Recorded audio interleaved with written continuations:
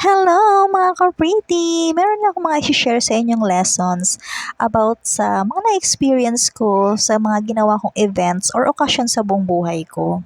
At dahil dyan, gusto ko na silang i-apply sa future or sa mga magaganap na events sa buhay ko sa susunod na mga araw or mga panahon. Unang-una dyan sa listahan is bago yung event or 2 to 3 weeks before the event, masabihan mo na yung mga taong i-invite mo para ma-set mo rin yung expectation mo kung makakarating ba sila o hindi. Siyempre may mga bagay kang kailangan i-consider gaya ng gaano sila kalayo or gaano ka-importante din sa kanila yung event mo sa personal nilang buhay.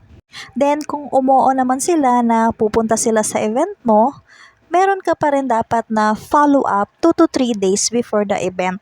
So, i-make sure mo kung makakarating ba talaga sila para ma-set mo rin yung expectation mo at matatansya mo yung dami ng bisitang darating sa location or sa event mo. And after that, make sure mo rin na naibigay mo yung instruction at complete details ng location.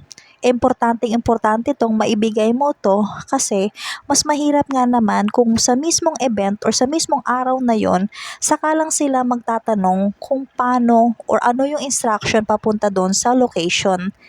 Siyempre hindi mo sila mare-replyan isa-isa kasi busy ka na rin nung araw na yun, 'di ba?